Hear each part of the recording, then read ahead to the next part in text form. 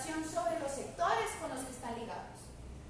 Muy bien, entonces, aunque yo quisiera creerme el argumento del empleo público, no me lo puedo creer. No me lo puedo creer porque los datos no lo respaldan y porque tiene consecuencias sobre la sociedad muchísimo peores que lo que aporta. Y la otra argumentación que nos han dicho es, bueno, no, está bien, no es el empleado público, estas son medidas de empleo público. Es que el Estado gasta mucho, mucha viajadera. Nosotros tuvimos la oportunidad de hacer una estimación sobre lo que significaría recortar todos los viajes. Se acabaron las relaciones internacionales en Costa Rica. Yo me creo, está bien, me lo creo, no importa. Se acabaron. Recorto toda la viajadera. Eso aporta 0.05% del PIB. ¿Eso es una solución al 7% del PIB de déficit? Tampoco. Es demagogia, porque los números no dan. ¿Ven? La otra argumentación es, bueno, el resto del gasto. Al PANI se le da mucha plata, total ni la usa toda. El INAMU, el IMAS, demasiada plata consumen. Ahí hay que hacer dos observaciones. La primera, por ejemplo, en el caso del PANI tiene años intentando que una ley se apruebe en el Parlamento para que las trabas legales que le impiden ejecutar parte de esos recursos se eliminen. Y ahí están dando vueltas todavía, no se ha aprobado. Entonces, la subejecución tiene causas muy complejas. No significa que hay que cerrar una institución porque no gastó toda su plata. Cada institución es un mundo. Pero además, segundo, está bien, recortemos el gasto. ¿Qué recortarían? Les dije que el gasto público del gobierno central es deuda, pensiones, salarios, programas sociales. ¿Qué recortarías por de todo eso? ¿Qué te sobra? ¿Te sobra algo? ¿Vas a dejar de pagar deuda? ¿No? ¿Vos vas a dejar de pagar programas sociales? ¿Dejamos de pagar programas sociales? ¿Se acabó el 8% de educación? No sociales, sino de que yo sí creo que el gobierno de Costa Rica en parte es paternalista, en cierto sentido. Por ejemplo, yo no creo que realmente, no sé, alguien queda embarazada a los 17 años y por eso tiene que tener una casa de ayuda social, por ejemplo, que muchas veces pasa, y eso mismo el gobierno la impulsa a que ella no siga viendo de cómo salir sola o superarse con su hijo, sino tener una casa, posiblemente tener un empleo de salario mínimo o menos si es sector privado, como dice usted, y listo, y vivir así, viendo que si necesita algo más, que el gobierno se lo dé. Entonces, en cierta parte, si lo ponen así de extremista, yo recortaría programas sociales. ¿Vos recortarías programas sociales? Bueno, eso es una postura válida. Ahorita vamos a conversar de lo que significa la regla fiscal que recorta programas sociales, ya está incluido en la reforma. Ahorita lo hablamos un poquito, ¿sí? Pero es una postura válida. La decisión es qué recortamos en el gasto. ¿Qué?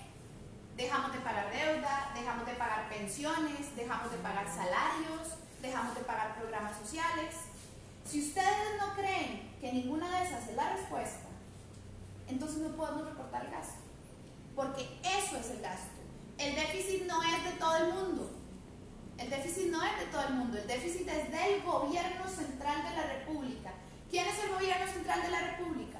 Poder Ejecutivo, Poder Legislativo, Poder Judicial, Tribunal Supremo de Elecciones, Defensoría de los Habitantes y Contraloría General de la República. Eso es lo que tiene déficit. No tiene déficit el ICE. No tiene déficit Recope. Los salarios de Recope no hacen absolutamente nada sobre el déficit. Podemos despedir a todos los funcionarios de Recope y el déficit no se mueve una centésima hacia abajo. Las universidades tampoco. Las universidades públicas son un caso aparte. ¿Por qué? Porque las universidades públicas negocian el Fondo Especial para la Educación Superior, el FES. Y si yo decido darle, yo gobierno, negocié con las universidades públicas, darle el 1.432 y le doy 100 colones. Entonces, tome, aquí están sus 100 colones. Y está la UCR, y está la UNED, y está la UNA. Y la UCR decide pagar menos salarios para usarlo en algo más. En algo más lo tiene que usar. ¿Ya? Esos recursos los reacomoda cada universidad desde su autonomía. Claro que en las universidades tenemos que dar la discusión de cómo hacemos sostenibles los ingresos de la universidad, ¿verdad? Pero desde el punto de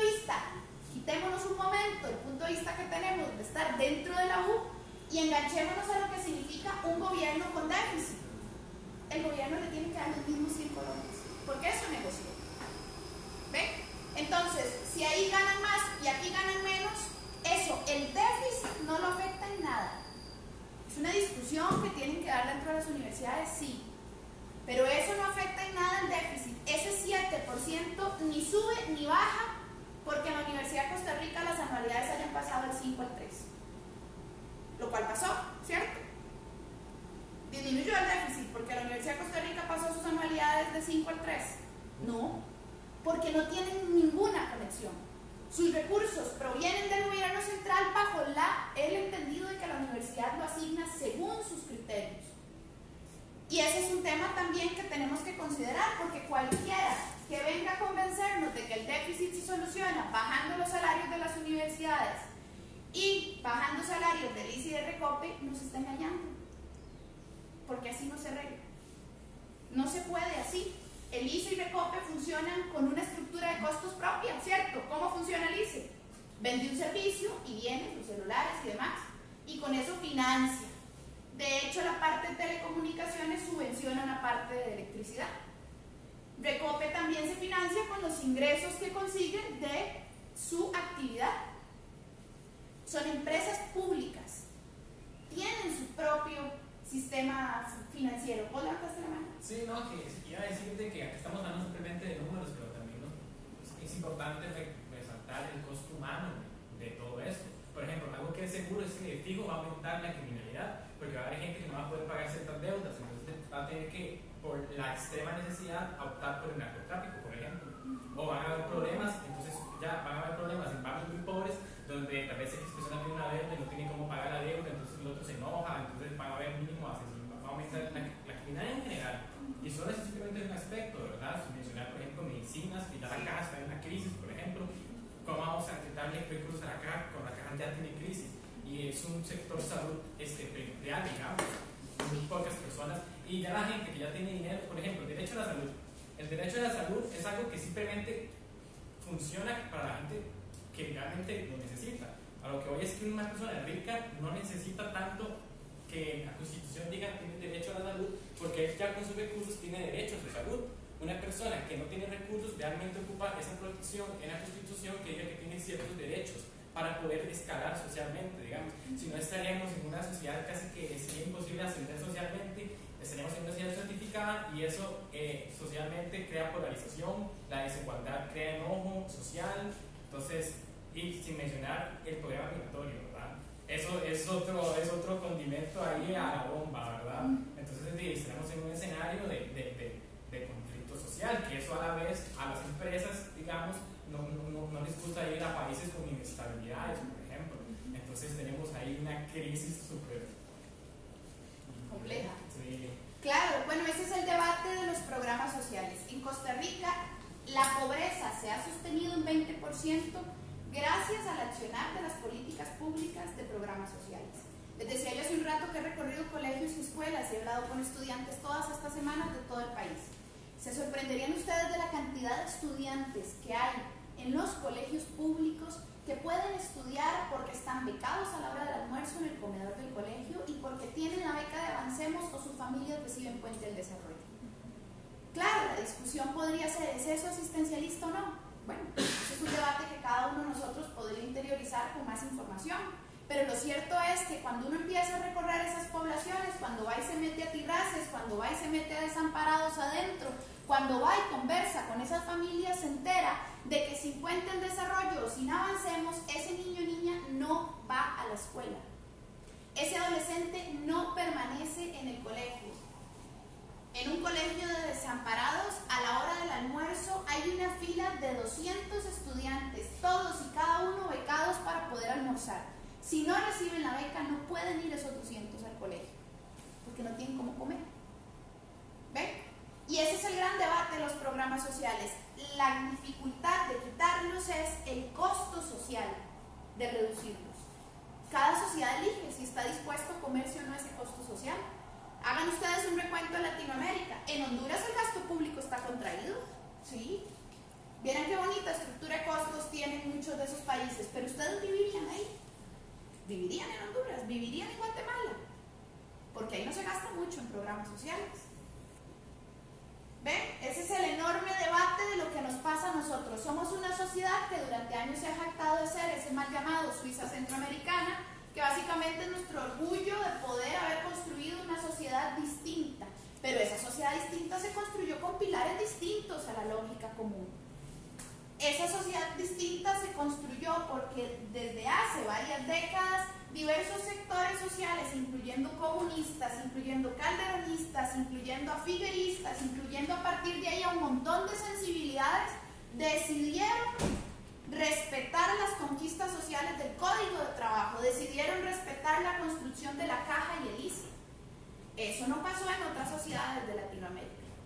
Vayan, visiten algunos otros países latinoamericanos, con gastos contraídos, con poco asistencialismo. Pero yo no viviría ahí. Yo soy resultado de la educación pública. Saquen ustedes cuenta de qué es un resultado. Yo estudié en escuela pública, colegio público, universidad pública, y hoy mi maestría sigue siendo en una universidad pública.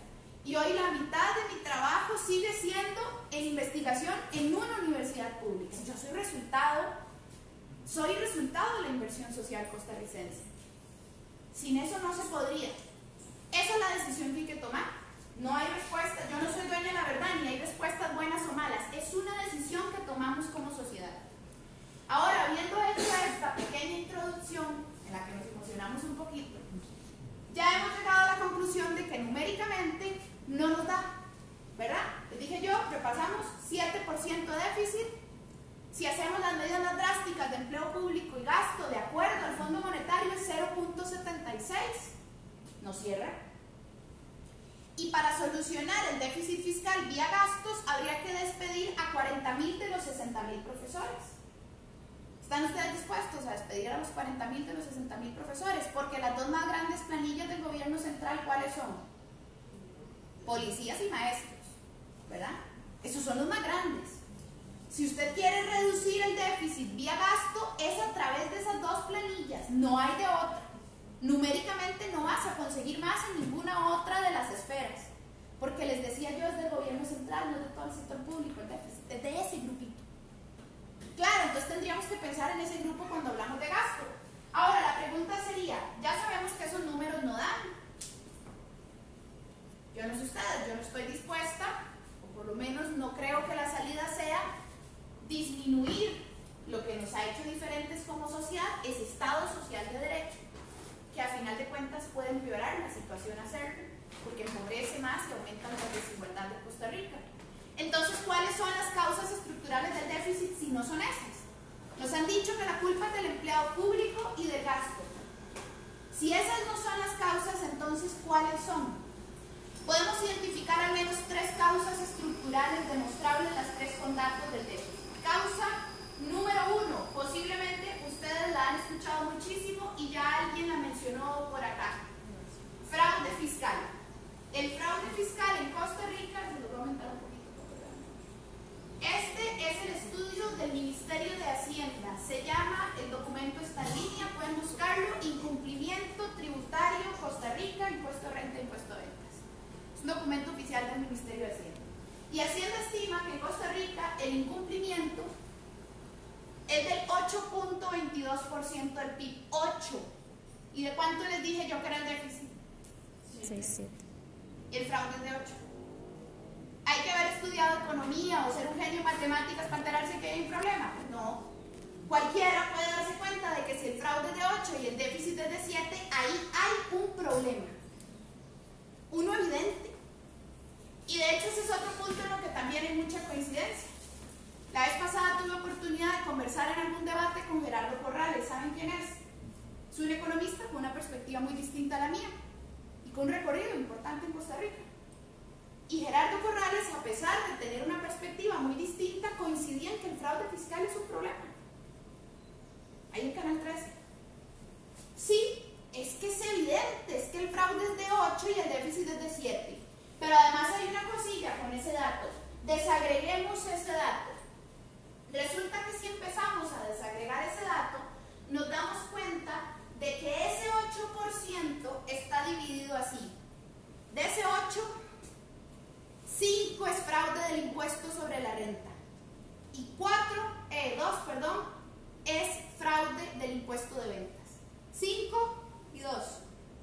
Ahí están los decimales en medio.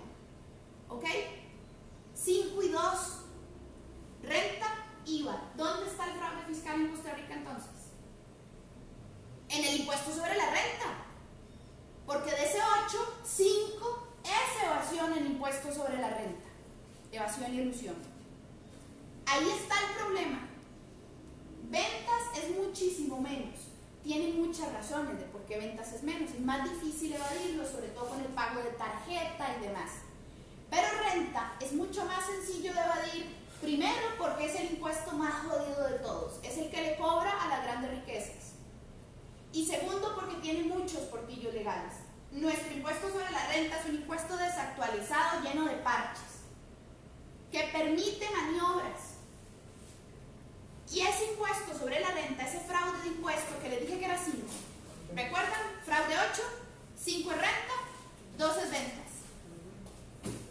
Ese 5 de renta está dividido en 4 de personas jurídicas y 1 de personas físicas. 4 personas jurídicas, 1 personas físicas. ¿Quiénes son las personas jurídicas?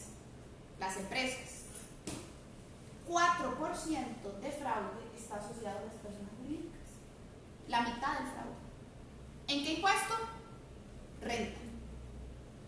¿Qué es lo que necesitamos solucionar primero si queremos combatir el fraude? Pues el fraude fiscal que hacen, ¿quién? Las personas jurídicas. ¿En cuál impuesto? Renta. Eso hay que tenerlo bien presente, porque ahora que veamos la reforma fiscal, ustedes me van a contar si lo que se ataca ahí es ese fraude o no. ¿Ok? Recuerden, datos del Ministerio de Hacienda. Nuestro problema es fraude en impuestos sobre la renta, personas jurídicas. Muy bien. Esa es la causa estructural número 1. Pero además el fraude fiscal tiene una cosilla, es un negocio. Porque el fraude fiscal está dividido en 2. Evasión, que es ilegal, y elusión, que es legal. La evasión fiscal es cuando yo le digo a Hacienda, no Hacienda, yo no tuve ganancias este año, 0 ganancias tuve, pero no era cierto. Yo le mentí a Hacienda, no le di la información que tenía que dar. Eso es evadir, eso es un delito. Pero eludir no es un delito, eludir es legal. ¿Qué es eludir? Eludir es aprovechar los portillos y decirle a Hacienda, no, ahí no queda claro que el que paga soy yo. Me desentiendo de eso. ¿Ven? Es 1000 trucos para no pagar el impuesto que yo debería pagar. Un truco que salió a flote en el tema de los Panama Papers. ¿Recuerdan el caso de los Panama Papers? ¿Sí? Bueno, uno de los truquillos es que yo, Sofía Guillén, abro 3 empresas. Patitos S.A., Pollitos S.A. y Perritos S.A. Pero solo produzco en Patitos S.A. Ni pollitos ni perritos producen. ¿Ok? Solo la primera produce. Y este año produje en la primera 300. Y en las otras 2 no produje nada. Pero no quiero pagar el impuesto de renta asociado a esos 300, es que es muy alto. ¿Qué hago? Parto esa producción entre las 3. Y digo, esta produjo 100, esta 100 y esta 100. ¿Y eso qué significa? Que quedé en el tramo inferior del impuesto sobre la renta y pagué menos. ¿Ven? Hay 1000 trucos para poder hacerle fraude fiscal a la administración tributaria. Y la mayoría están asociados a problemas legales concretos que son solucionables. Pero además hay un detalle más. Como la ilusión es legal, hay bufetes de abogados dedicados a explicarle a las empresas cómo pagar menos impuestos, cómo eludir. Porque es legal, porque se vale. Y ustedes pueden contratar a un mega bufete de abogados de este país. ¿Quién de acá puede hacerlo? Eso no lo puede hacer cualquiera. Eso no lo hace la pequeña empresa. ¿Sí? No cualquiera puede pagarle a los grandes bufetes para que le digan cómo reportar menos para pagar menos impuestos, porque es legal. Entonces el fraude fiscal es un negocio, pero además tiene algunos elementos políticos que a uno deberían ponerlo a pensar un poquito. Y les traje esta noticia de acá, aproveché que aquí hay internet, y les dejaba esa noticia del semanario. ¿Por qué les dejo esa noticia del semanario cuando estamos hablando del fraude fiscal? ¿Quiénes tienen que decidir si combaten o no el fraude? Si ven el titular de esa noticia. Ellos deben decidir, 21 diputados, 57 diputados deben decidir, ahí va para abajo, la historia es esa. 57 diputados deben decidir si combatir o no el fraude. Pero pasa eso. Un grupo de 21 diputados y ministros aparecen en juntas directivas que mantienen deudas con el Estado costarricense. Esos son los que tienen que votar de combatir el fraude. Ven, ahí es en donde la discusión deja de ser técnica y pasa a ser política. ¿Hay alguien aquí que no está de acuerdo en que el fraude es un problema? Pareciera hasta natural pensar que dados esos números y habiendo escuchado tanto escándalo, sabemos que ahí la cosa anda mal en alguna parte. Y cuando ya vemos los datos terminamos de convencernos. Pero ahí la discusión deja de ser técnica y pasa a ser política.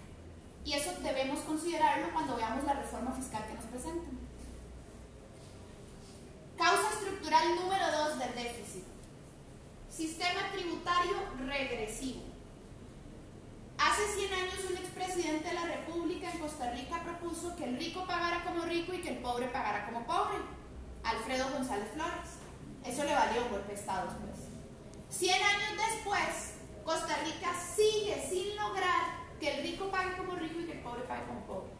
100 años después, esa sigue siendo el emblema de quienes pedimos que por favor haya un sistema tributario progresivo.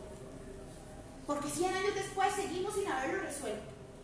La segunda causa es un sistema tributario regresivo, es decir, que no hemos logrado que el rico pague como rico y que el pobre pague como pobre. No hemos logrado hacer lo que Alfredo González Flores propuso hace 100 años.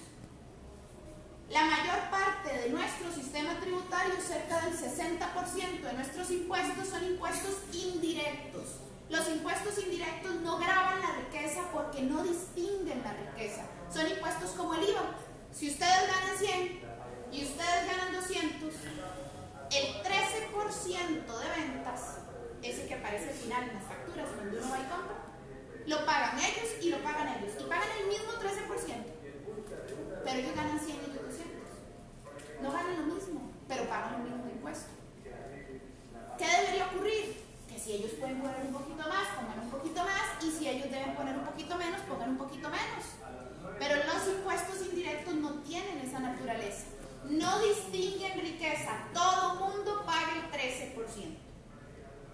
Ese sistema tributario es injusto por definición. Y la complicación es cómo buscamos un equilibrio. Porque el problema de ese sistema tributario, ¿cuál es? Nos han querido decir en los últimos días que vamos a gravar la canasta básica y que eso se vale y que está bien. Y uno de los argumentos ha sido, bueno, pero si son 500 colones de más o 300, dependiendo del porcentaje del que estén hablando. Bueno, pero 500 colones de más para la madre de familia sola con 3 hijos, esa madre de familia de edad de desamparados a la que yo visité estos días, esos 500 colones de más le implican decidir si compra más o menos leche para sus hijos. Pero al decir de más ingresos de este país, ¿esos se enterarán de los 300 colones de más? ¿Significará algo? Para Oscar Arias significa algo 300 colones de más en la leche. Para alguien que tiene $1 millón o $1.000 millones en su cuenta, ¿significa algo? No. Porque porcentualmente, con respecto a sus ingresos, es una proporción muy pequeña. Pero para el que tiene menos es una proporción más grande, porque como tiene menos en la bolsa, sacar la plata le cuesta más porque tiene menos plata. Y ese es el problema del sistema tributario regresivo. En los países con sistemas tributarios actualizados y de primer mundo, y que efectivamente tienen sistemas tributarios bastante útiles, sus sistemas tributarios son como los que hace 100 años dijo Alfredo González Flores. Hace 100 años, un expresidente de la República de Costa Rica propuso que tuviéramos un sistema tributario como esos que tienen hoy en Noruega. Sí, aquí en Costa Rica. 100 años después nosotros no lo hemos podido concretar. El sistema tributario progresivo por excelencia es aquel que se fundamenta en el impuesto sobre la renta. Les hablé hace un rato del regresivo, que es ventas. El progresivo es renta. Porque el impuesto sobre la renta sí distingue, de ahí su nombre, la renta. Si ellos ganan 100 y ellos ganan 200, el impuesto sobre la renta les va a cobrar 10 y a ustedes les va a cobrar 20. ¿Por qué? Porque ellos tienen menos y ellos tienen más. Ese sistema tributario progresivo permite que las grandes riquezas aporten un poco más y las personas de menos ingresos aporten un poco menos. Es un impuesto solidario. Nadie quiere quebrar a los más ricos, nadie quiere que ninguna empresa entre en crisis, nadie quiere nada de eso. Es cobrarle según su capacidad contributiva. El poquito que puede poner, póngalo. Lo que pasa es que es un poquito más grande que el poquito de ellos, porque ellos tienen menos. Ese impuesto sobre la renta en Costa Rica está desactualizado y lleno de portillo, les decía yo a ustedes hace rato. Necesitamos actualizar, necesitamos cerrar esos portillos de fraude, necesitamos que el que gana 16 millones de colones al mes no pague lo mismo que el que gana 4 millones, porque aunque los dos son niveles de ingresos altos, el de 16 evidentemente puede poner más que el de 4. Y eso es lo que se llama hacer una escala tarifaria más progresiva, es hacer más escalas a los que más tienen, para que pongan un poquito más. Eso nos puede asustar a nosotros acá, porque nosotros somos la generación que nació en el neoliberalismo, que es el modelo de desarrollo o de subdesarrollo de Costa Rica de 1980. Como nacimos en ese modelo, solo hemos escuchado que el gasto es malo, que el empleo público no sirve, las empresas se van a ir si no se aprueba el TLC, se aprobó el TLC y tal manufactura se fue. Sí, esas no son las decisiones de las empresas, no funcionan así. Uno de los padres, uno de los profesores que me invitó a un colegio ahí en San José, me contaba que uno de sus alumnos le vino a decir que estaba asustado porque a sus padres le estaban diciendo en la empresa que si no se aprobaba esta reforma fiscal la empresa se iba. Y eso no es nuevo, eso ya ha pasado en Costa Rica, ese discurso del miedo ya ha ocurrido. En el TLC pasó. Todos los que participamos de una u otra forma en ese proceso lo recordamos. Sabemos que esa campaña del miedo viene y va todo el tiempo.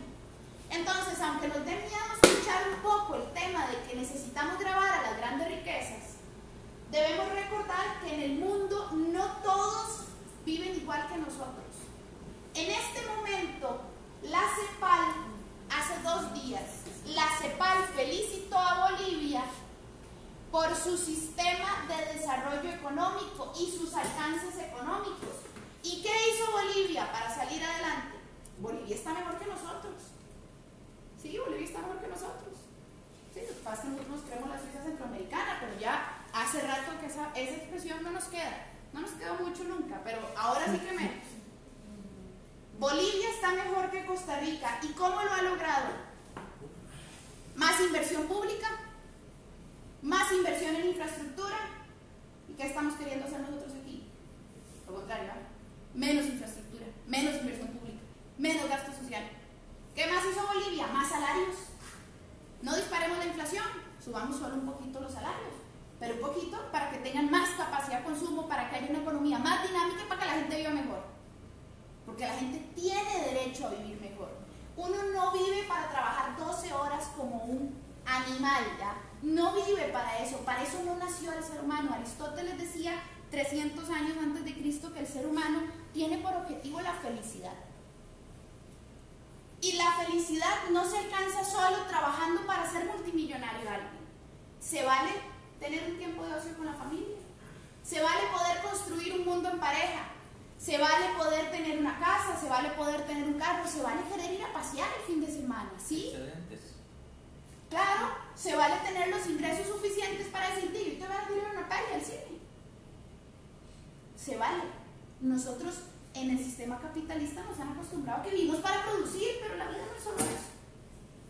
Se valen ese tipo de cositas. ¿Vos ahí nada más? Sí, yo quería complementar con algo respecto a que es mentira que agravar la gran riqueza también produce pobreza. Porque, por ejemplo, la familia Arias, digamos, aunque ellos quisieran comprar muchísimo, no pueden consumir lo que, por ejemplo, podrían consumir 500.000 costarricenses, digamos. En cambio, si más bien se fortalece a la clase media, hay muchísimo más capacidad de consumo. Entonces, en realidad, hasta los ricos se hacen más ricos, porque la gente puede ir a comprar más, por lo cual las mismas empresas más bien contratarían más gente. Entonces habría más trabajo. eso de que cobrarle a los ricos más bien empobrece la nación. Eso es mentira, es todo lo contrario. Para que más bien se enriquezca la nación hay que tener una clase media fortalecida, porque las empresas se deben a los clientes. Ya, una empresa no es importante simplemente porque sí, una empresa existe porque la gente puede comprar pollo, puede comprar cosas, pero si la gente no puede comprar cosas, entonces hasta ahí les afecta.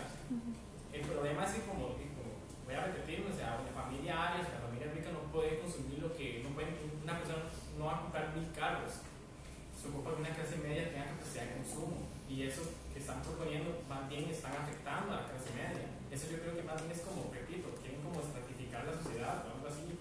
Bueno, eso me conduce a la tercera causa. La tercera causa del déficit es algo que los economistas llamamos una economía poco dinámica. ¿Qué significa una economía poco dinámica? Una sociedad empobrecida. Eso es lo que significa. Saquen cuenta de los datos costarricenses. 10% de tasa de desempleo abierto. Son 200.000 personas desempleadas. Y si además usted es joven, menor de 35 años, y si además es mujer, se sacó la lotería. ¿Okay? Porque la tasa de desempleo para las personas menores de 35 años oscila entre el 20 y el 25% dependiendo de su grupo etario. La tasa de desempleo general es de 10, la de las personas jóvenes es de 25. Ese es el escenario de nuestra sociedad. Pero además del total de trabajo que hay, cerca del 40% es empleo informal. No hay cobertura de seguridad social, no hay póliza de trabajo, no hay cotización al régimen de pensiones. 40%. Pero además el subempleo está disparado. ¿Y qué es el subempleo? Sobrevivencia. Y si no tenía trabajo, trabajé lo que me encontré. Lo que sea que me pusieron enfrente y lo acepté. Y acepté las horas que hubieran. Mucho del subempleo es sobrevivencia y está disparado. ¿Eso de qué habla? De una sociedad con bajo nivel en su calidad de vida. Gente que no está pudiendo desarrollar todas sus capacidades.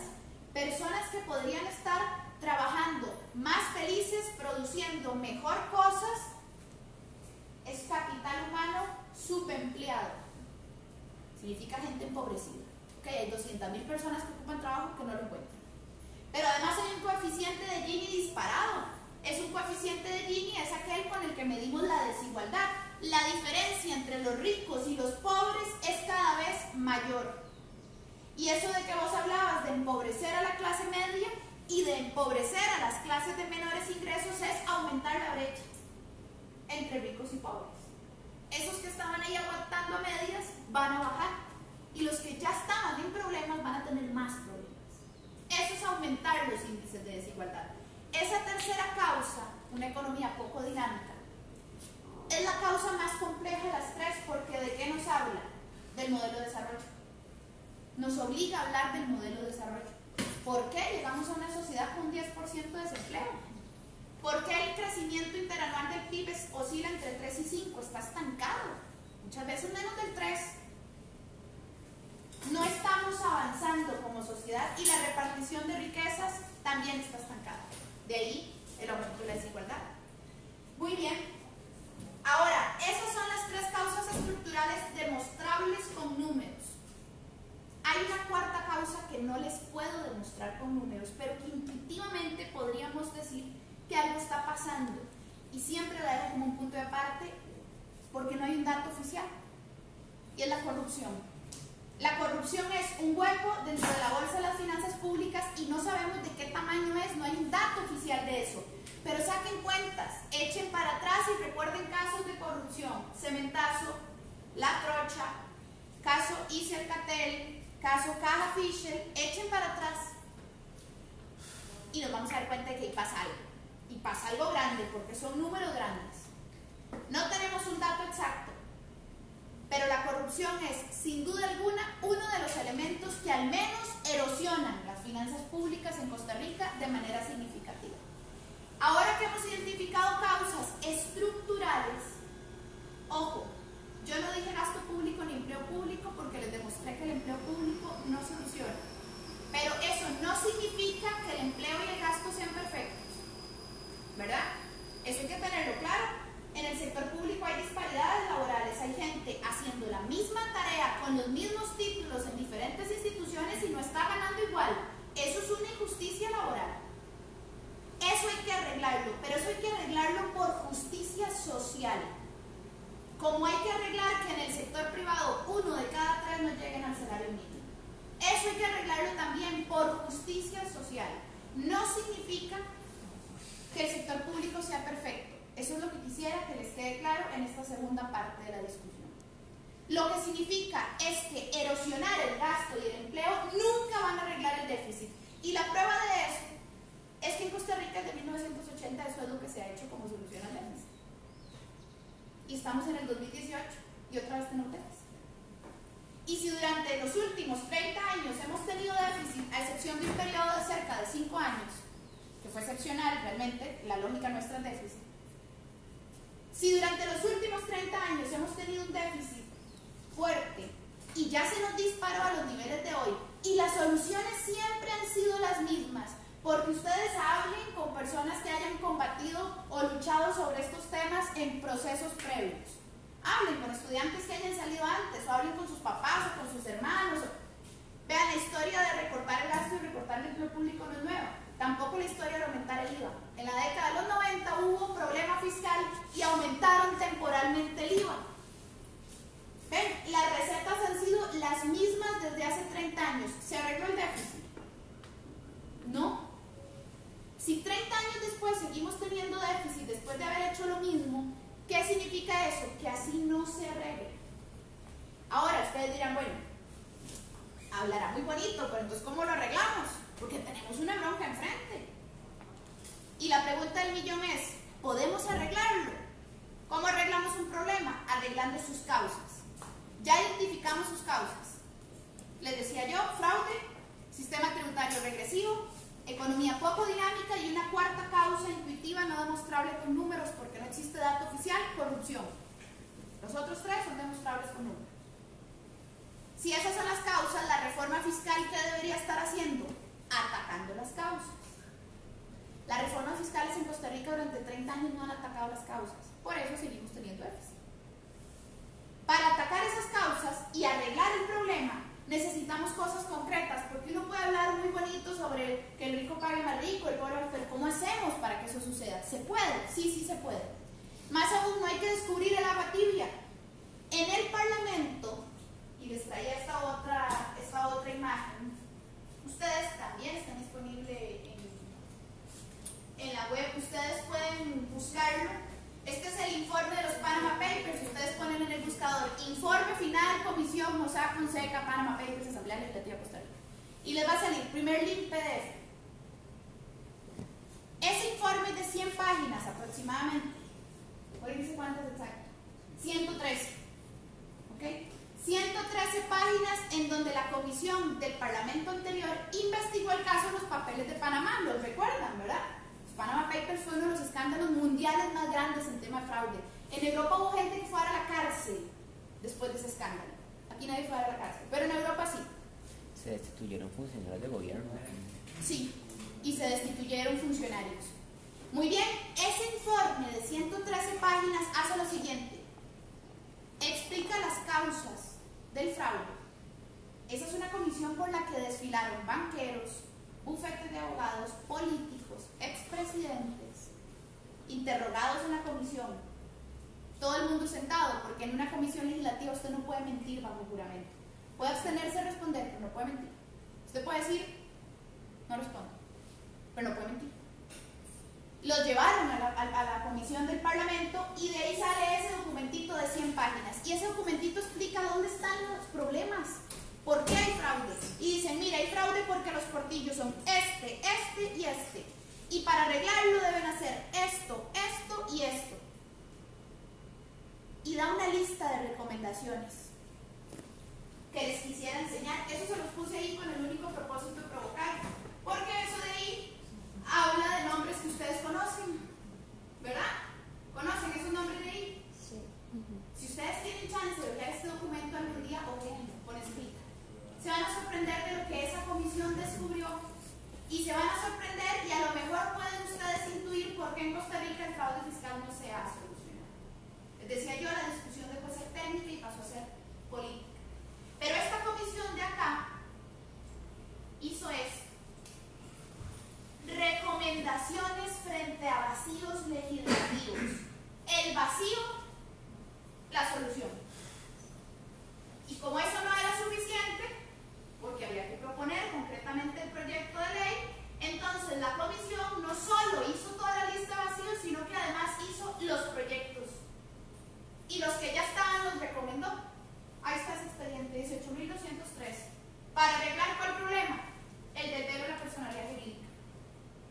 Todos esos proyectos están en corriente legislativa. Todos. Todos están en el Parlamento. ¿Están incluidos en la reforma fiscal? No. No están. Ven, entonces uno dice, pucha, a mí no me molestaría tanto pagar un poco más por la leche si yo supiera que todos esos fraudulentos multimillonarios están pagando. Ya, no me molestaría tanto intentar comerme esa bronca si yo supiera que realmente estamos poniendo todos, pero no estamos poniendo todos. Eso no es cierto. Si estuviéramos poniendo todos, eso de ahí estaría en la reforma. Pero además les cuento que lo único, de lo poquito que venía para combatir el fraude, era una cosa llamada norma de subcapitalización. Eso sí venía en la reforma. Lo lograron meter. Y digo venía y digo era porque hace un par de días la comisión terminó de despedazar esa norma de subcapitalización. De lo poco que había para combatir el fraude la dejaron inservible. Entonces uno dice, bueno, ¿es la intención de la reforma y de quienes redactan la reforma combatir el fraude? Porque a mí los hechos me dicen que si quisieran combatir el fraude no tienen ni que hacer el esfuerzo de escribir el texto. Es que ni siquiera tienen que hacer ese esfuerzo. Ya está escrito. Entonces, la causa número 1 era fraude. ¿Se puede solucionar? Ya está, ni siquiera hay que hacer la tarea tediosa de escribir la reforma a la ley. Ahí está. Sí se puede solucionar una parte importante del fraude. El fraude en ningún país del mundo llega a ser 0, para que lo tengamos claro. Pero vamos, no es de 8. Es de 2 o 3, pero no es de 8. No es más grande que el déficit. Para arreglarlo, ahí están las alternativas. Causa número 2, les dije, sistema tributario regresivo, injusto, impuestos indirectos como el IVA. Necesitamos impuestos sobre la renta. En el Parlamento también hay proyectos de ley para arreglar o hacer más progresiva la renta. También están ahí. Ahí hay un proyecto de ley para que las herencias de lujo de más de 300 millones de colores paguen renta. ¿Por qué lo pagan? Ahí hay un proyecto de ley y varias mociones para que la renta mundial y la renta global, que permite leer toda la línea de producción de riqueza, de renta, la puede ver Hacienda. Todo está escrito, ¿ya? Nadie tiene ni que hacer la tarea de escribirlo. Entonces, ¿se puede solucionar el sistema tributario? Sí. Ahí están las propuestas. La tercera causa es más complicada. Es la economía poco dinámica. Es cómo hacer una sociedad mejor. Ahí hay que debatir sobre el modelo de desarrollo y el Parlamento no puede arreglar eso solo. Hay mucho de esa tarea del Poder Ejecutivo, ¿verdad? Ahí se trata de política pública, de además estrategias sobre el uso de los recursos para que no haya derroche, pero sí podemos hacer algunas cositas sobre esa economía que hoy está estancada. El Banco Central tiene por objetivo solo la inflación. ¿Sabían ustedes eso? El Banco Central de Costa Rica, ¿saben lo que es? ¿Sí? Es un banco cuya tarea es nada más y nada menos que la política monetaria. Nosotros estamos acostumbrados a ir a hablar de la política fiscal, impuestos y gastos, pero la política monetaria es todo lo que tiene que ver con las tasas de interés y el tipo de cambio también es una tarea en la que está el Banco Central. Eso de que se disparó el dólar, ¿vieron que se disparó? Ayer iba por 594, ya no sé por dónde va. Está disparado el dólar, ¿ok? El Banco Central es la institución que ve ese tipo de cositas. También ve el sistema financiero nacional. Y el Banco Central hoy, en su ley orgánica, solo tiene por objetivo la inflación, o sea, que los precios no suban. ¿Saben cómo hace uno para que los precios no suban? Si ustedes tienen mucha plata y ella produce y ustedes le compran cada vez más y ya ustedes tienen más plata, ya le subieron el salario, entonces también vienen a comprarle a ella. ¿Qué hace ella? Hay más demanda, sube precio. Sube precio porque hay más riqueza de ellos pidiéndole a ella más. ¿Ok? Para que ese precio esté bajo, entre otras cosas, necesitamos que los salarios no se disparen. Ese es el gran equilibrio, la gran complejidad de lograr buenos salarios y precios no muy altos.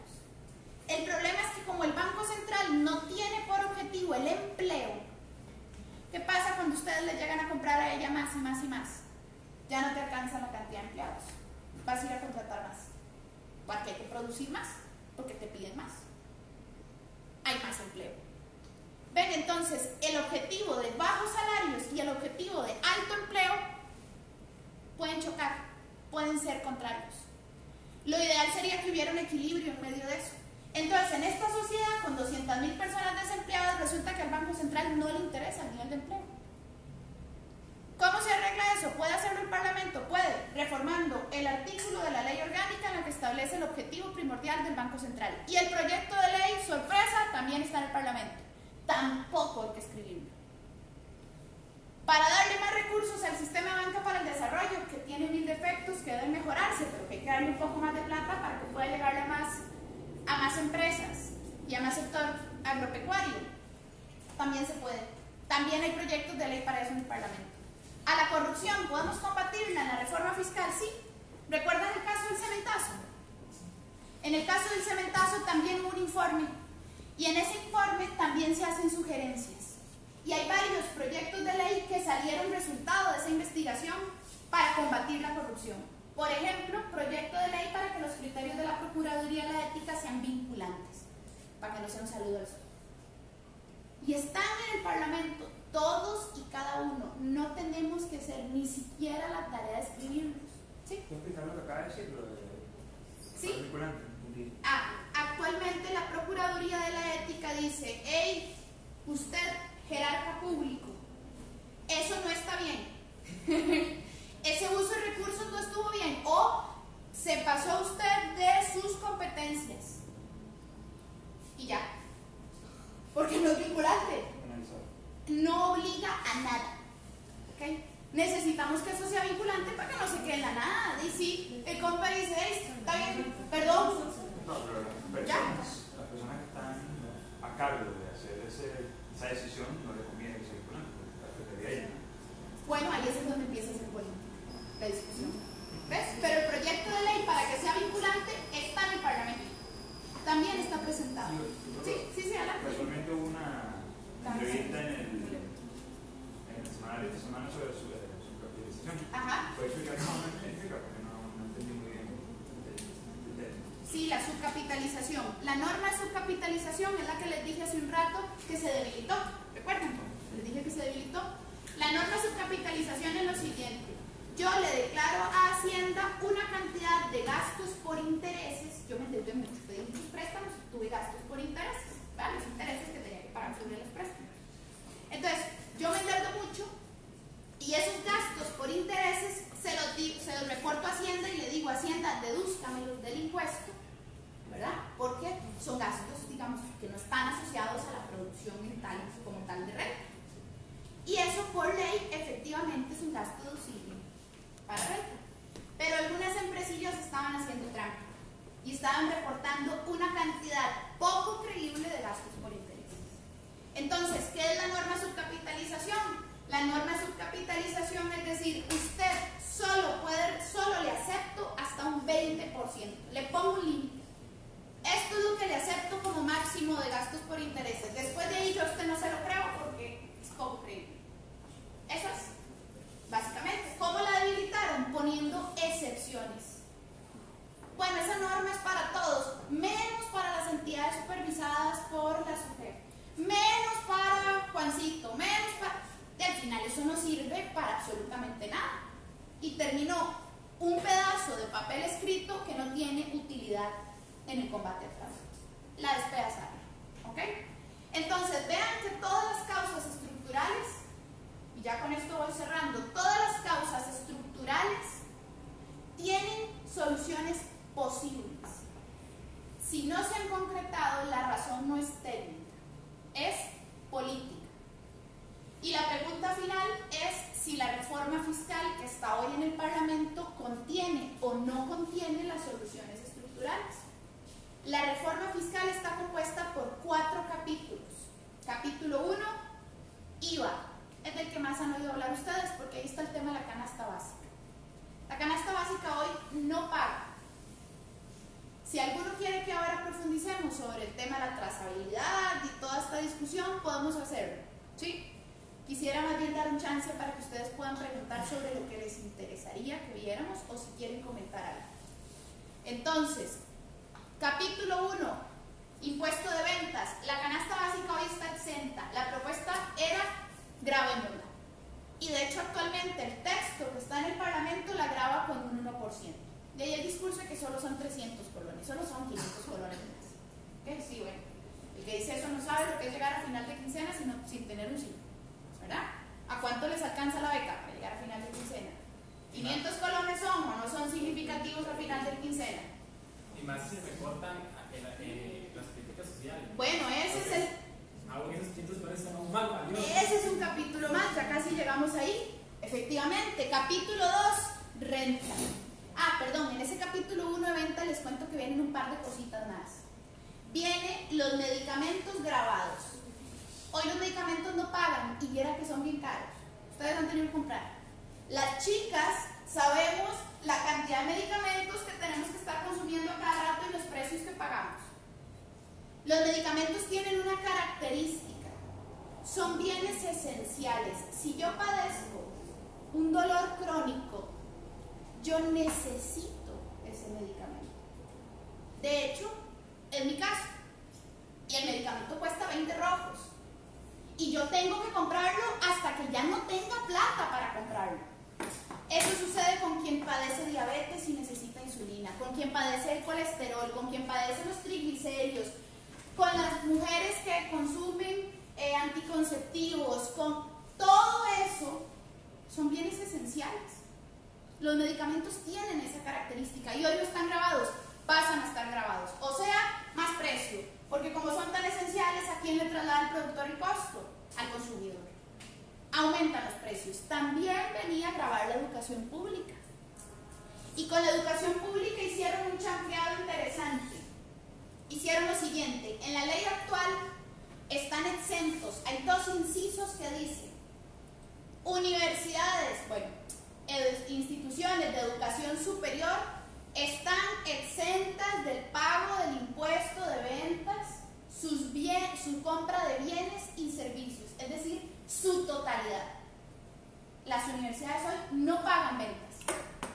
Ese es un inciso. El otro inciso era: juntas de educación y administración del MEP no pagan. Y obvio, no vas a poner a pagar a la junta que administra la escuela. Esas dos cosas se las volaron. Y en una ley lo que dice que no paga, paga. Porque esa era la lista de exoneraciones. Ya no están exoneradas, pagan. ¿Qué hicieron para intentar corregir la torta respecto a las universidades públicas? Y ahí hay una trampa que les interesa directamente a ustedes. Aprobaron una moción que decía que quedan exoneradas los créditos y la matrícula de la educación superior. Pero ¿y todo lo demás? ¿Qué pasa con todos los servicios y los bienes que compra y brinda la universidad? Esos pagan impuesto de ventas.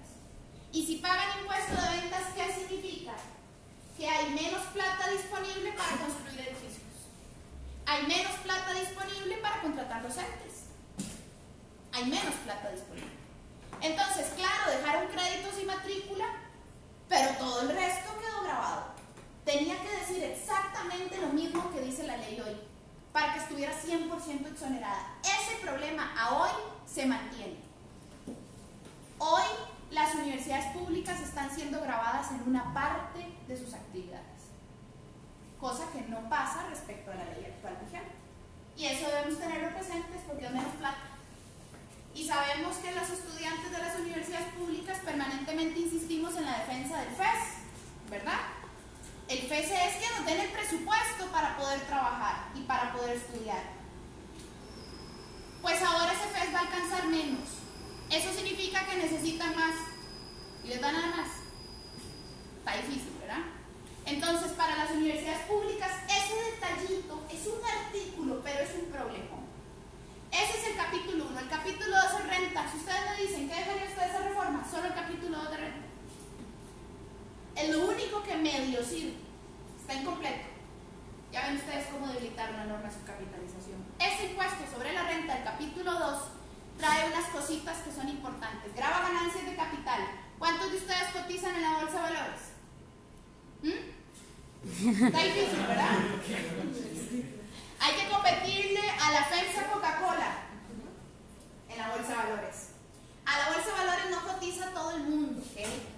tener un gran capital para poder ingresar a ellos. ¿Recuerdan ustedes un escandalillo que hubo con eso respecto a Edna Camacho?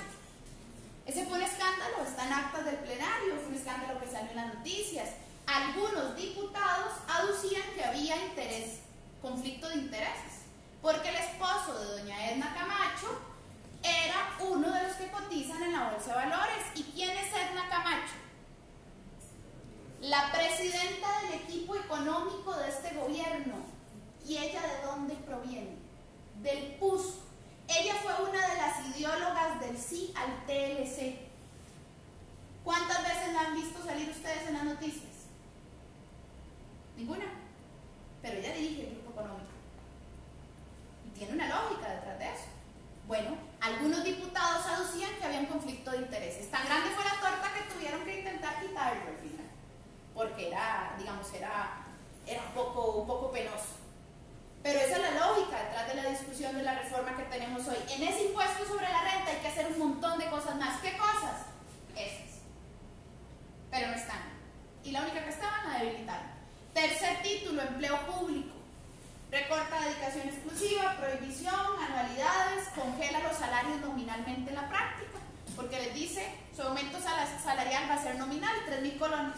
Y sí, pero los 3.000 colones hoy no valen lo mismo dentro de 10 años, ¿verdad? Hoy no vale mucho ya, pero dentro de 10 años no vale nada. Eso es un congelamiento nominal.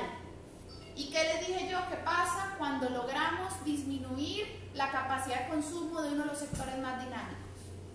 Eso golpea en cadena al resto. Cuarto capítulo y último, una cosa llamada regla fiscal. ¿Saben lo que es la regla fiscal? ¿Han escuchado de la regla fiscal? Está difícil porque casi no se habla, pero ese es el cuarto capítulo. Y casi no se habla porque es muy técnica, está escrita en un lenguaje muy técnico, pero además no se habla casi porque es un paquete de contención del gasto y de recortes. Y está medio feo hablar de eso. El cuarto capítulo es la regla fiscal. Todas las reglas fiscales son distintas y no son malas a priori. Cada estado se inventa la regla fiscal que quiere y si no quiere, no la inventa. Esta regla fiscal, le dice al Estado, si usted se endeuda un poco, recorte el gasto un poco. Se endeudó más, recorte todavía más. Se endeudó muchísimo más, eche para atrás en gasto todo lo que pueda. ¿Ok? Le dice al Estado cuánto recortar en gasto según sus niveles de deuda. Y su peor escenario es cuando alcanzamos el 60%. Y yo les dije que la deuda empezó este año con ¿cuánto? 50. Entonces no les estoy hablando de un escenario dentro de 10 años. Eso es posible este año y es posible el otro. Cuando se alcanza el 60% de la deuda, la regla fiscal dice, se congelan salarios, se congelan pensiones, se acabaron subsidios, no pueden haber rescates financieros y todo el gasto de las descentralizadas se sujeta al gobierno central. O sea, es un paquete de contención del gasto, un gran paquete de contención del gasto. Y trae el articulito llamado destinos específicos. El articulito de destinos específicos, ¿se acuerdan que les dije que los programas sociales se financiaban con destinos específicos? El articulito de destinos específicos, básicamente lo que dice es, Estado, ¿se acuerda del 8% del PIB para la educación? ¿Se acuerda la plata del PANI? No se preocupe. Desentiéndase de eso, no necesita pagarlo. Pague lo que pueda. Es decir, le permite al Estado costarricense brincarse las leyes que financian los programas sociales para que el Estado, si quiere, se desentienda de eso. Y por eso es que vos, que hablabas del tema de desfinanciar los programas sociales, te decía yo, ya casi llegamos, es este. Ese desfinanciamiento estructural viene en la regla fiscal. Entonces es un golpe muy fuerte para los sectores más pobres y para los sectores medios. ¿Por qué? Porque al mismo tiempo suben los medicamentos, suben los servicios, porque OIVA solo paga los bienes y en el impuesto de valor agregado se suma que paguen servicios. Sube la canasta básica y encima para el maestro y el policía, recuerden, cuando les dicen recortar salarios en empleo público, les están hablando maestros y policías. ¿Saben cuánto es el salario base de un cabo? 200.000 colones aproximadamente. ¿Puede uno vivir con 200.000 colones al mes? ¿Cómo logran tener salarios más dignos con los pluses. Por eso son un 30% de dedicación exclusiva en el MEP, porque es la forma en la que compensan el salario. ¿Qué está pasando con los maestros en este momento? Yo durante las últimas semanas he asesorado a los sectores del magisterio, particularmente a la APSE en el tema fiscal. De ahí he tenido la oportunidad de hablar con muchos docentes. ¿Qué está pasando con los docentes de colegio? Sus salarios están pasando de la noche a la mañana a la mitad, de golpe. Pero ¿qué pasa cuando uno está en la vida de la sobrevivencia? De esos 700.000 colones que usted ganaba originalmente, ya tiene comprometidos como 300 o 400 en la deuda de la casa, ¿va? Ya le quedaron 400, suponiendo que solo son 300 de la deuda de la casa. Le quedaron 400. Si usted tiene hijos o hijas, tiene que pagar todo lo que eso implica. Entonces tiene que guardar la plata de los materiales, del transporte, de la comida, y ahí se le van mínimo unos 200 o 300. Y se queda usted con 100. ¿Qué pasa si a usted esos 700 se le convierten de la noche a la mañana en 350? Ven, es un empobrecimiento sistemático de un sector de la población. Es que el sector privado debería de estar ganando mejor, no es que tenemos que empobrecer al profesor y al policía, es que ocupamos que la persona del sector privado gane mejor para que también viva mejor.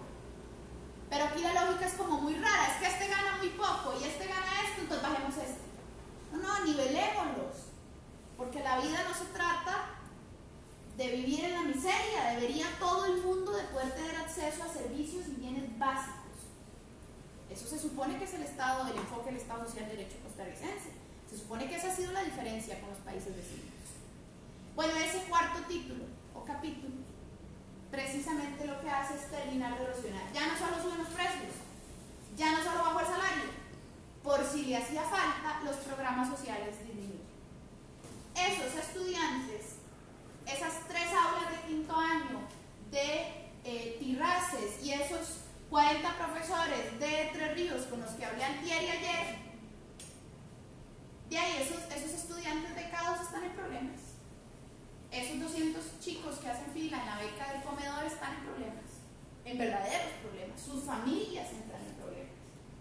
Esa es la dificultad de esta reforma. Esta reforma fiscal es procíclica. Si estamos en un bauche, nos dejan el bauche, no nos saca de él.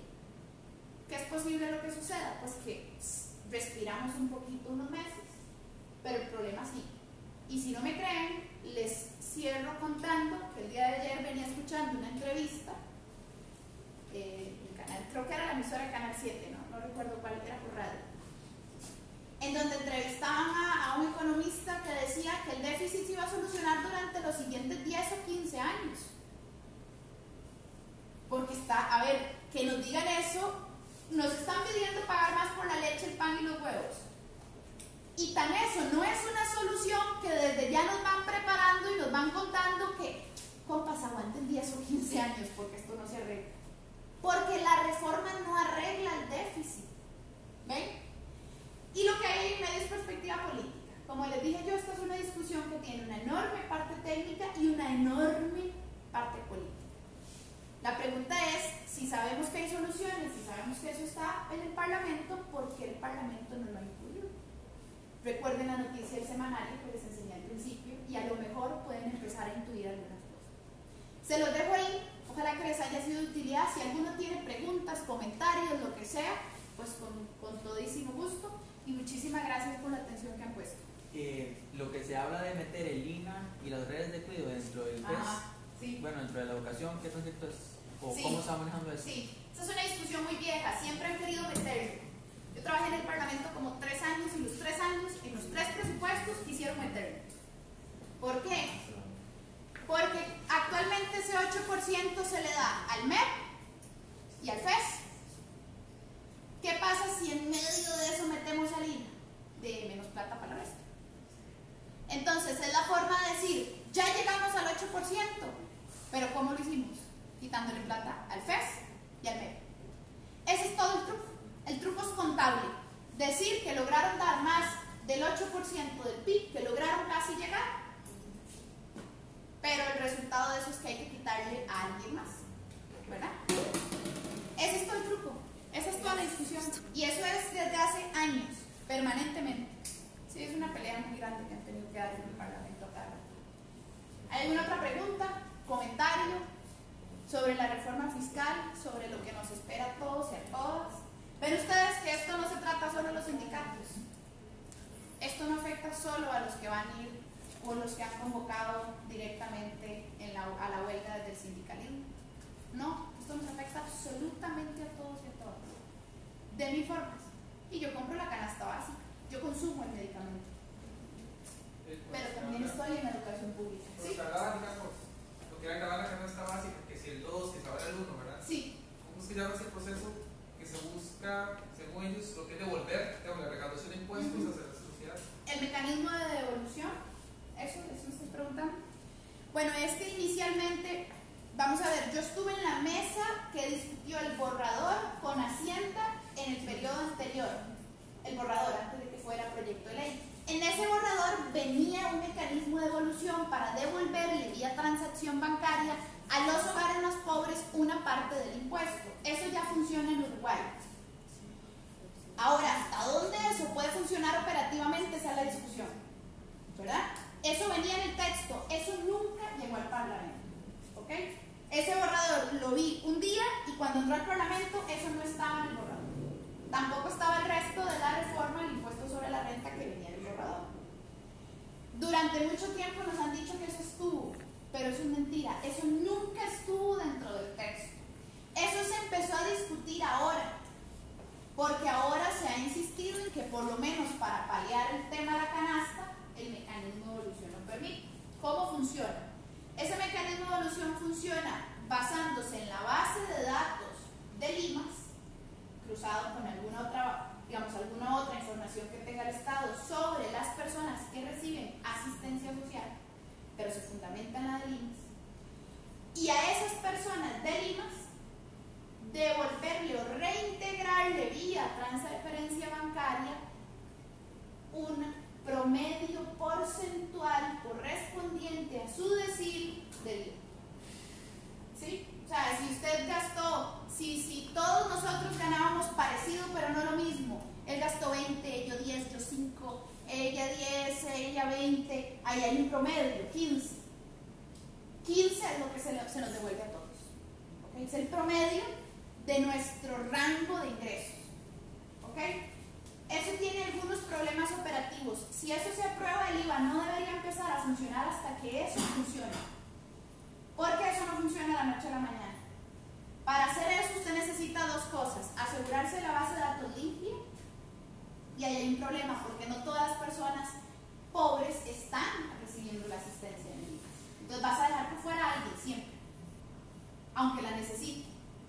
Y dos, necesitas además la bancarización de esa zona. Y no es cierto que todas las personas menores de ingresos tengan una cuenta bancaria y una tarjeta. Entonces tiene unas dificultades operativas que como idea buena en Uruguay opera, pero que operativamente primero eso debería funcionar y después empieza a operar la tarifa sobre la canasta. ¿Me explico? Así es como debería ser. Hay algunas nociones que lo hacen efectivamente en esa dirección. Como un transitorio, digamos. Sí, exacto. Se puede poner un transitorio. Hay muchas formas, pero uno de ellos es efectivamente transitorio. ¿Sí? Sí. Sofi, yo sí he escuchado, bueno, con respecto a las universidades, que ellos han dicho que también se va a hacer una devolución del dinero.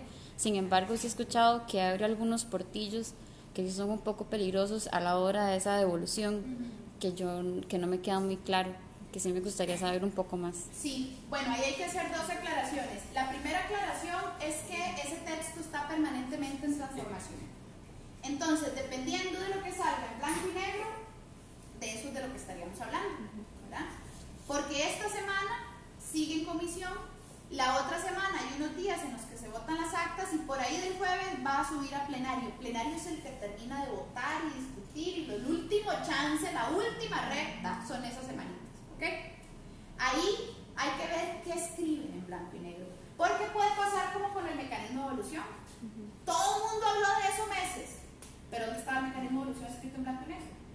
Aprobado en el texto. Entonces hay que esperar y ver en blanco y negro qué ponen. Ahora, el planteamiento de posibles portillos. Claro, porque hay una complejidad administrativa respecto a las devoluciones a las universidades públicas. Hay varias complejidades administrativas y también eso habría que hablarlo con un abogado o abogada. Yo soy economista, pero además es que hay una diferencia muy grande entre una institución autónoma y un hogar pobre. Ya, el rango legal de eso no es lo mismo y el control sobre esos recursos no son iguales. ¿Okay? Entonces, efectivamente, hay que tener el cuidado de revisar en blanco y negro lo que al final terminen subiendo al plenario. ¿Sí? El lunes tienen que aprobar las actas. Ya lo que quedan firme esta semana es lo que sube el plenario. El lunes, pues. Sí. Sí, hay que estar bien atentos y atentas. Sí. No sé, sí. ¿Cuándo votan la reforma? O sea, bueno, la vía rápida, que es el procedimiento que le aprobaron a este proyecto, es una vía especial, ¿verdad? Es una moción de orden que los diputados aprueban diciendo, mire, vamos a cortar tiempos. Pero la moción no pone una fecha, sino que pone tiempos. Entonces, ¿qué sucede? Le dice, por poner un ejemplo, este proyecto va a durar 3 semanas en comisión.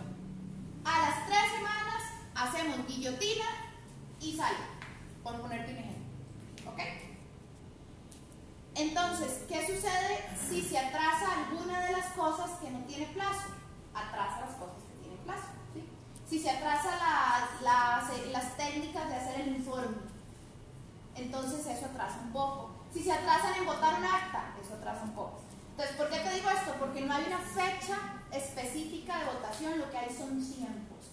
Podemos estimar que para finales de septiembre eso podría convertirse en ley.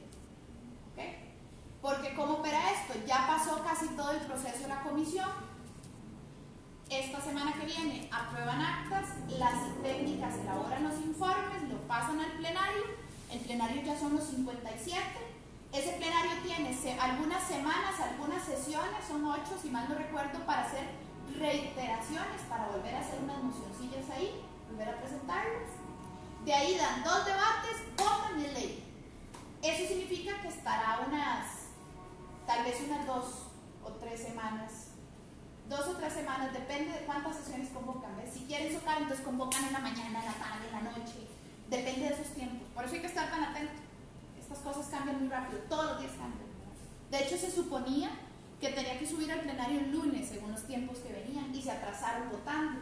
Entonces va a subir hasta el jueves, más o menos.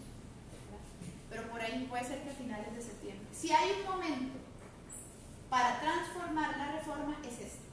¿Okay? No va a haber un momento después. La otra semana empieza la única ventana de oportunidad que tenemos para modificar la reforma. No hay después de eso. Y sepan que una vez aprobada esta reforma fiscal, nadie va a mover, pero ni un dedo por ninguna de esas otras cosas. Por lo menos no las mayorías de ellas. ¿Ok? Sí, pero modificar esa reforma es como acabar de tirar a la basura. O sea, casi que no es ni como modificar, es como hacer otra. Bueno, esa es la propuesta de algunos sectores. ¿Sí? Hay sectores diciendo, vean, esa cosa no sirve. Aquí está esa es la que queremos. ¿Verdad? Hay otros sectores que lo que intentan es hacer pulsos sobre emociones. Lo que pasa es que, como decís vos, esto es tan, digamos, es tan integral el problema en la reforma que vos, por ejemplo, que le digan al movimiento estudiantil, ya arreglamos lo de la educación universitaria superior, ya les corregimos la moción. ¿Y qué hacemos los estudiantes con eso? Eso es algo que ustedes tienen que plantearse. ¿Eso basta o no basta? ¿Dejamos hasta ahí o no dejamos hasta ahí? Los sindicatos también tienen esa discusión, ¿verdad? Bueno, ¿nos quedamos hasta lo de empleo público o no? Los sindicatos han decidido, una parte importante de ellos, que van en conjunto contra la integralidad del proyecto. Es decir, que van a ponerle el pecho a las balas también a la canasta básica. Por lo menos hasta ahora, ese ha sido el acuerdo. ¿Y ya hay una alternativa escrita de reforma? Sí. Yo he asesorado les decía yo, al sector del magisterio, y el movimiento sindical nacional presentó un documento con una reforma fiscal alternativa. Yo participé en la elaboración de ese documento con otro colega, y ¿qué contiene ese documento? Ese documento contiene las soluciones estructurales de las que hablamos, todas estas iniciativas, lo de la Procuraduría de la Ética, todo esto que hablamos, todo. Pero como eso puede durar un poquito en dar plata, porque no es que uno aprueba eso y da plata ya, pero ocupamos plata ya. Entonces, como sabemos que ocupamos plata ya, esa propuesta tiene dos grandes partes. La parte que arregla los problemas estructurales y dos, la parte que brinda recursos inmediatos. ¿Cómo hacemos eso? Por ejemplo, grabando los casinos. Por ejemplo, grabando las grandes ganancias de los grandes bancos. Un poquito, diciéndoles, compas, un poco, mientras esto empieza a dar solución. Los casinos, un poco, mientras esto empieza a dar solución. En vez de grabar la leche, el pan y los huevos, grabamos los casinos. Ven, la política económica, la economía nunca está ajena de los intereses de quien formula la política económica. Lo que pasa es que mis intereses y los suyos son los mismos, ¿verdad? Pero eso no siempre sucede. Entonces, la discusión es, ¿grabamos la canasta o grabamos a los casinos? ¿Se puede hacer esto? Nos han convencido que no, pero se puede. Y ahí está la propuesta. Tiene varias cositas. Yo se las puedo pasar, si ustedes quieren, ¿sí? Se las puedo pasar. Ahora la puedo buscar. Si alguien anda en la llave Maya, yo con todo gusto se la doy. Está en línea o yo la tomo en mi correo, no hay problema. Y es pública, para que ustedes la vean. Porque además el movimiento estudiantil, entiendo yo, se va a sumar a la huelga, ¿verdad? Bueno, yo estaré ahí también. Estaré ahí porque soy estudiante, soy trabajadora, compro la canasta básica porque me afecta, esté o no afiliada a alguna central, ¿verdad? Entonces, la importancia de esto es que quienes decidan participar, que ojalá seamos la mayor cantidad posible, porque este pulso solo se gana siendo mucha gente. Solo así se gana. ¿Okay? Porque procedimentalmente el tiempo se terminó. Saquen cuenta los votos. 10 votos del PAC y 16 del PLN consolidados. El 17 es Viales, que todavía no sabemos qué pasará. Pero esos son 26 votos de 57 consolidados. ¿Verdad? Y los que están opuestos a la reforma no logran mayoría. ¿Qué significa eso? Que la única forma de cambiar esto es en la calle con mucha gente. Es decir, la ciudadanía diciendo, no estamos de acuerdo. ¿Ya? De la única manera, porque ya procedimentalmente la cosa se terminó, ¿verdad? Se nos acabó el aire. Entonces, solo si somos muchos funciona esto. Por eso tenemos que ir, ojalá, todos y todas, llevarnos al papá y a la mamá y al perro, al gato, a todo el mundo, ¿ok? Pero procedimentalmente es el momento, después no va a haber tanto chance. Y además esta es una reforma, y por eso les digo, la importancia que ustedes lo sepan. Esta no es la única reforma posible. Cuando ustedes salgan a la calle, si les preguntan, si leen los titulares, sepan y vayan convencidos de que hay escrita otra reforma alternativa. Posible. Ahí está. Posible. ¿Que no la quieren? Pues van a tener que querer si nosotros somos los suficientes. Pero es posible, ahí está. Pueden ir ustedes con la seguridad de saber que hay otra forma de hacer una reforma fiscal. ¿Ven? Que es una seguridad importante. No estamos saliendo a la calle sobre la nada.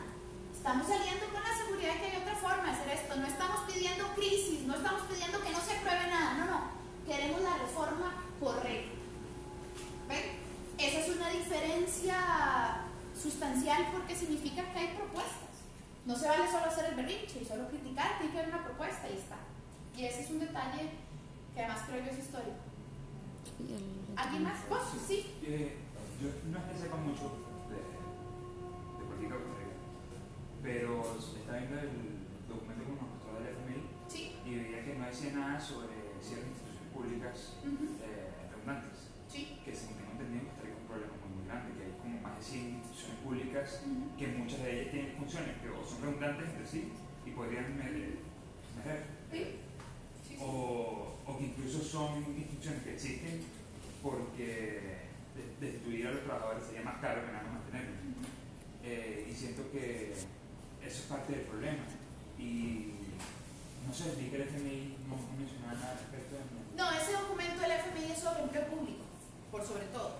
Entonces, por eso no vas a encontrar tanto relacionado a la institucionalidad. Pero si hay un problema de tamaño del Estado, entonces. El tamaño del Estado no es un problema a priori. Digamos, si uno revisa el tamaño del Estado de los países con altos índices de desarrollo. Pero en Costa Rica. Claro, lo que pasa es que te demuestra, vamos a ver, te demuestra de que el tamaño del Estado no es el problema, es cómo funciona el Estado. ¿Ya? No el tamaño, sino el cómo opera. Exacto, sí. Efectivamente, yo creo que un Estado debe ser eficiente. ¿La corrupción qué es? Es ineficiente. La corrupción es ineficiente por definición. Es plata desperdigada. ¿Ya? A un Estado que le falta plata. Entonces, el problema es cómo ha operado. ¿Por qué el CNP, que nació para impulsar al sector agropecuario, estaba estancado? Porque todos los años le quieren hacer recortes, porque tienen dificultades legales, operativas, porque la política pública de Costa Rica de los 80 giró y decidió que el CNP le estorbaba al modelo neoliberal. Entonces lo dejó ahí y es una lata. ¿A quién le conviene que el MOP no sirva y ya no construya obra pública? A la concesionaria. ¿A quién le conviene que la caja deje servir? Al hospital privado. ¿A quién le conviene que el ICE ya no funcione? Que ojalá lo atiendan no nos da la gana. ¿A quién le sirve eso? Pues a la competencia, claro, y a Movistar. Entonces, que el Estado sea ineficiente y se haya ido desmantelando de a poco, le sirve a sectores muy poderosos de la economía. Y eso debería irnos diciendo por dónde va la cosa. El siguiente paso sería revisar si quienes nos han gobernado y han dirigido la política económica tienen o no vinculación con esos intereses. ¿Cómo haces? Esa sería la pregunta que tendríamos que hacer Eso es todos. soberanía, porque al final estamos siendo gobernados por grupos directivas de transnacionales, digamos, prácticamente. Esa es la pregunta que le digo yo a ustedes. Algo que él decía y que, bueno, yo estudio ciencias políticas y que cuando uno analiza, ¿verdad? En realidad el Estado no es que sea muy grande, sino que está mal distribuido también, ¿verdad? Hay muchas entidades que no cuentan ni con los recursos, tanto económicos o humanos, para poder dar frente a los problemas. Por ejemplo, en cuanto a ambiente, SETENA, que es la secretaría encargada de dar los permisos de viabilidad ambiental, no da abasto en este país. Entonces, muchas veces hay proyectos que no tienen viabilidad ambiental y aún así se ejecutan, causándole un montón de estragos a las personas que viven a su alrededor, pero es porque no se da, también porque pues esa distribución inequitativa del Estado y de los recursos estatales también beneficia a una élite económica y también beneficia a las transnacionales, y todo va muy ligado. Yo creo, y cuando uno comienza a ver un poquito más, no es que el Estado sea muy grande, eso es lo que nos han hecho creer hace muchísimos años, es que está mal distribuido, ¿verdad? Y no está, ahí los recursos no están distribuyendo de la mejor manera, y pues hay muchas áreas que están desprotegidas. Por ejemplo, la caja no tiene suficientes anestesiólogos, entonces tienen que pagarle a anestesiólogos que ya están pensionados salarios multimillonarios para que puedan atender a las personas que necesitan una cirugía de emergencia, pero tampoco da recursos para que se capaciten más o inclusive para que se contraten más anestesiólogos. Entonces hay un serio problema acá, y hay una serie de acontecimientos que todo se vincula. Y es muy complejo, mucho más complejo, ¿verdad?, que la cantidad a priori de instituciones. Pero sí, bueno, no sé si hay alguna otra pregunta o alguna observación, comentario. ¿Ya quieren ir por un cafecito? ¿Se lo ganaron? Yo también quiero un cafecito. Bueno, de mi parte, felicitarte. Me encantó la forma en la que expusiste, porque muchas veces se expone muy técnico, como lo decías. Entonces, muchas veces, por eso es que la gente a veces no comprende lo mal que está la reforma, lo mal que está el proyecto de ley, porque se expone muy técnico, y como suena bonito, entonces sí está bien. Pero me gustó mucho la forma en que lo expusiste. Creo que quedó muy claro el mensaje. Entonces, de paso, muchísimas gracias. Muchas gracias. Con todo gusto, ojalá que les haya sido de utilidad. Cualquier consulta o si quieren documento, insisto, yo les puedo pasar.